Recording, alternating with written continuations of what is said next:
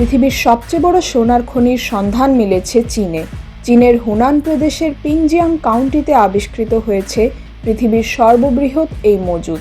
দেশটির রাষ্ট্রীয় মিডিয়ার প্রতিবেদন অনুযায়ী খনিটিতে রয়েছে প্রায় ৮৩ বিলিয়ন ডলার মূল্যের সোনা, বাংলাদেশি টাকায় যার মূল্য প্রায় ১০ লাখ কোটি টাকা। এরই মধ্যে ব্যাপক আলোড়ন তৈরি করেছে এই সোনার খনিটি। চীনের মিডিয়ায় আলোড়ন তৈরি করেছে এই সুসংবাদ। ভূতাত্ত্বিকদের ধারণা, এতে প্রায় ১,০০০ মেট্রিক টন উচ্চমানের স্বর্ণের আকরিক রয়েছে, যা এখন পর্যন্ত পৃথিবীতে সন্ধান পাওয়া যে কোনো খনির চেয়ে বড়।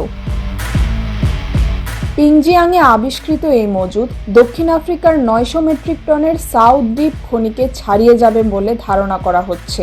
এরই মধ্যে খনিটিতে অনুসন্ধান শুরু করেছে চীনের বিশেষজ্ঞ দল। প্রাথমিক অনুসন্ধানে ২ কিলোমিটার গভীরে ৪০টি স্বর্ণ শিরা বা গোল্ড ভেইন শনাক্ত করা হয়েছে। এই শিরাগুলোতে প্রায় ৩০০ মেট্রিক টন সোনা থাকার সম্ভাবনা রয়েছে। চীন অবশ্য এখানেই বসে নেই। নতুন সব প্রযুক্তি দিয়ে আরও যাচাই বাছাই শুরু করেছে কতটা গভীর পর্যন্ত সোনা রয়েছে।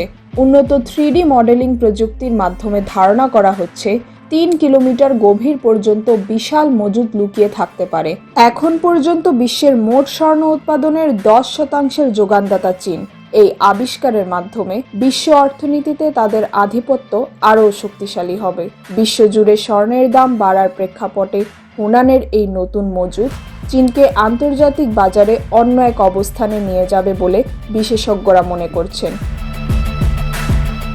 লক্ষ লক্ষ বছর ধরে ভূতাত্ত্বিক প্রক্রিয়ার মধ্য দিয়ে তৈরি হয় সোনার মজুদ। তবে সাম্প্রতিক সময় বিশ্বের অন্য কোনো দেশে এত বড় মাপের খনির খবর পাওয়া যায়নি।